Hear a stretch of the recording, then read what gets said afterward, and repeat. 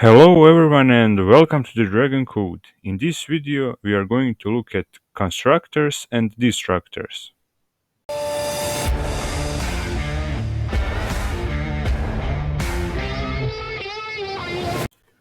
What is constructor? Constructor is special method that is called automatically when object is created.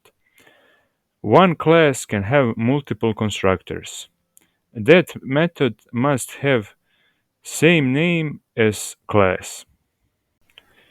Destructor is also method that is called automatically but when object goes out of scope. Class can only have one destructor and unlike constructor it cannot have parameters. This is notation. You first write this character tilde and then you write class name. Let's create one class. It will have name product.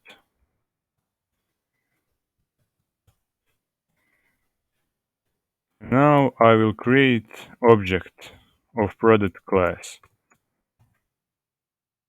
Constructor and destructor are built-in methods of class, so you don't need to write them manually. They are already there.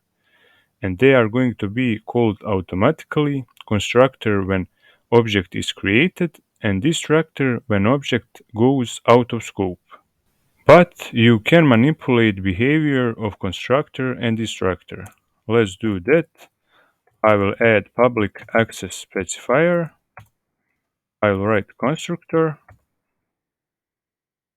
and I will print here constructor is called.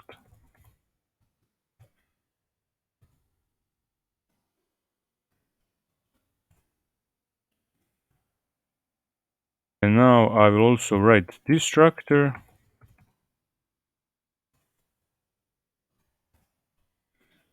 and I will write destructor is called.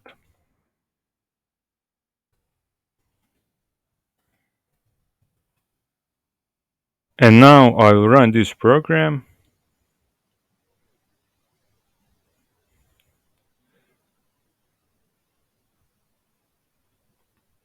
And as you can see, first object is created, constructor is called, and then objects goes out of scope, so destructor is called. Let's now add attributes to this product class. They are going to be private. I will have string name, weight, and price. And let's initialize those attributes in constructor. So I will give some name, default, product name. It will have weight of 0 and it will have price also 0. And this constructor is called default constructor. It is called when object is created. So I will write here default constructor is called. But there are also other types of constructors. As I mentioned before, one class can have multiple constructors. Now I will write user-defined constructor. That constructor allows user to assign attributes of class. And that constructor will have parameters. String n for name, string p for price, and string w for weight. And here I will copy this code. It is default, and here it is user defined constructor. And now name will be n input parameter, weight will be w input parameter, and price will be p input parameter. Those parameters p and w needs to be float. Let's also print product name, product this name is created.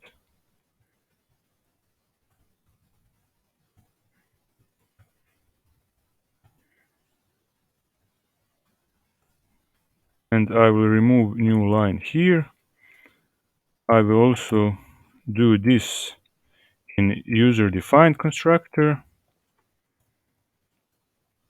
and I will also do that in destructor.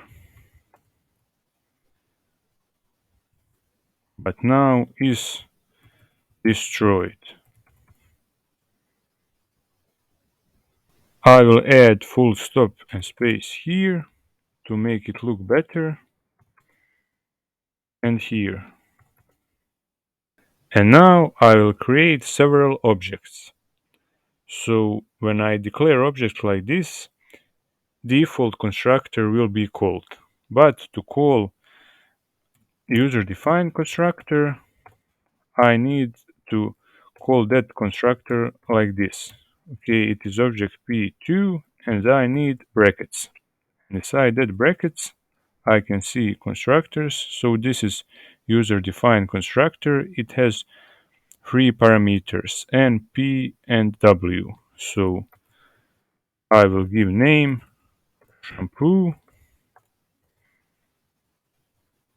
Then I will give its price. Let it be 14 and weight 0.3. Let's declare another one object also with user-defined constructor p3 book. Price is going to be 30 and weight 0.1.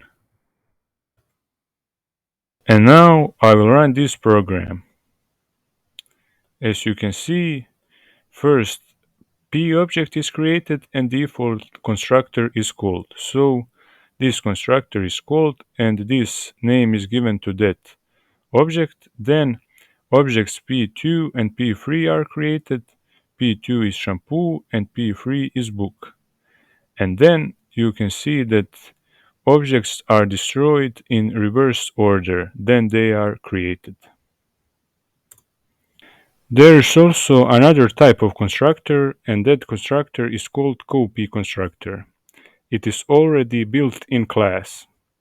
Now I will create another product object and I will call copy constructor. Let it be p4, and this is that copy constructor. As you can see, there is default constructor, user-defined structure that I wrote, and this copy constructor. So here I will put one object, I will put p2. So what will happen here? Object p4 will be created and all values of attributes of p2 object will be assigned to attributes of p4 object. I will also write method to print all attributes, print product,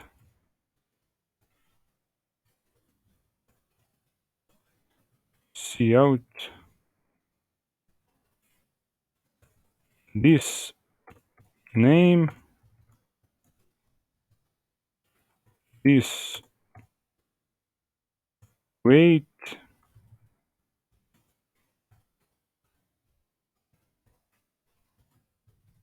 and this price.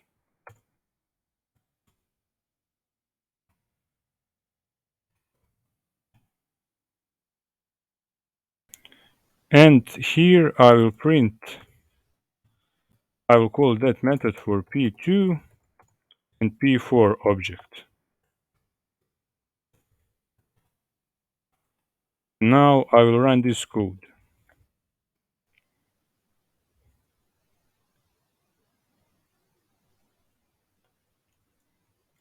And now, as you can see, all attributes of P2 objects are assigned to P4 object. This is P2 object and this is P4 object.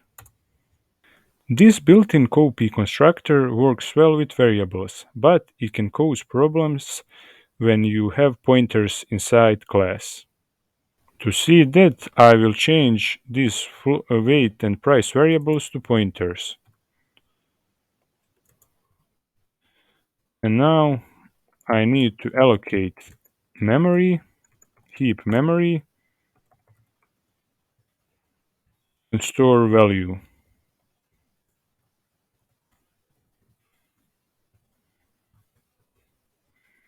I will also do it here.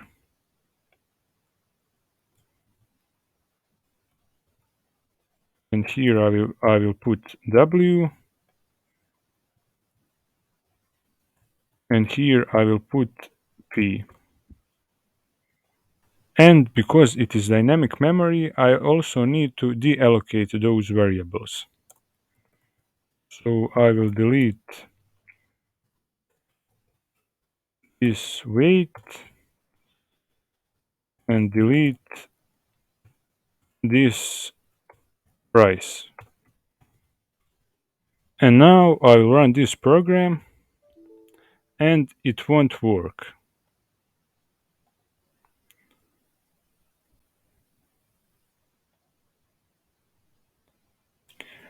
Why this doesn't work? Let's see here. I first declared P2 object, which has weight and price pointers. I allocated those pointers and now on these two addresses are values of weight and price. And then I declared P4 object with copy constructor where I pass P2 object. And now those addresses of pointers in P2 object are assigned to pointers in P4 object. And let's just look at weight pointer. Now both weight pointer of P2 object and weight pointer of P4 object have same memory address. And it causes problem.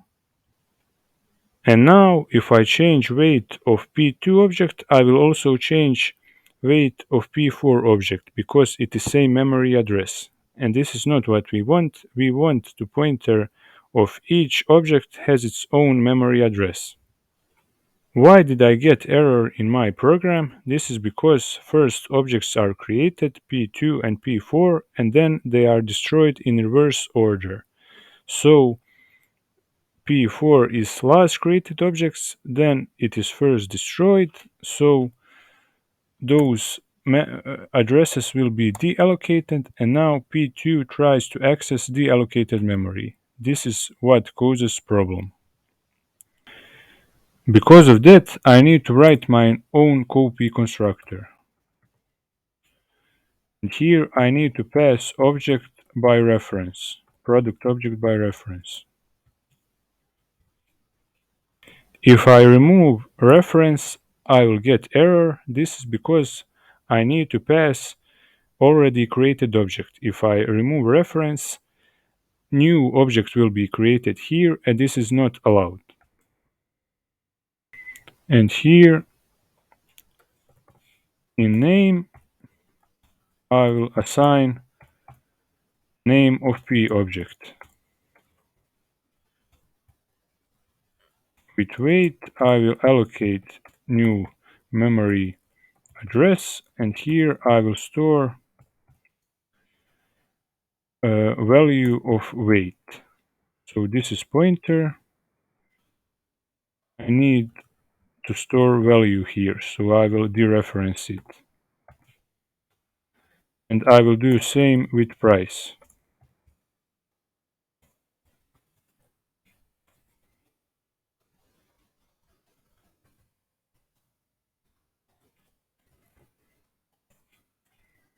And now when I run this program, it works. It just print addresses here because I'm printing addresses. So let's change this. I need to write it like this and also with price. And let's now run this program. It again works, and now those are values which are printed. Okay, let's now add some constant attribute. Let it be integer id. And if I run this program, I will get error because constant value must be initialized in the same line of declaration. But there is a way to avoid assigning constant attributes in the same line of declaration, and it is done with member initializers.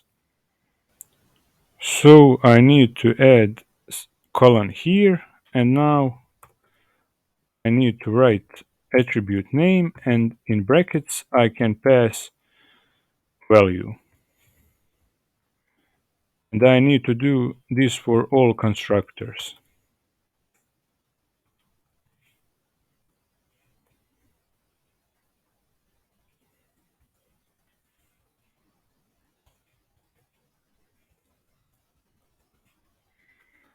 And now if I try to run this program, I won't get any error.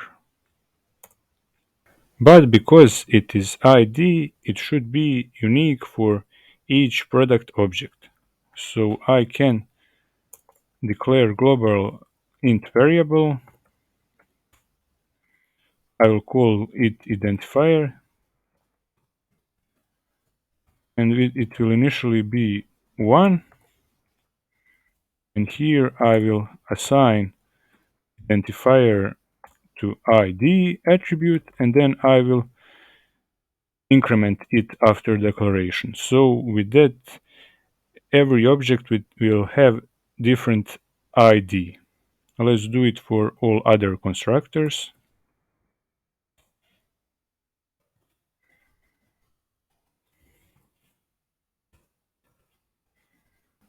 Let's also print ID.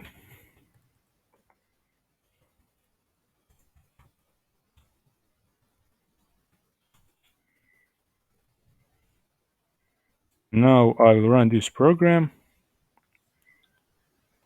So although both P2 and P4 objects have same values of attributes, they have different ID. I can also use member initializers for other attributes that are not constant. So let's do it here. So name is going to be default product name, and I can remove this line here. Price is going to be this,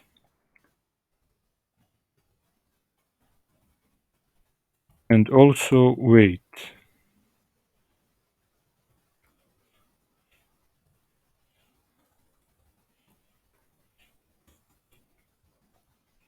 And I can also remove those lines of code.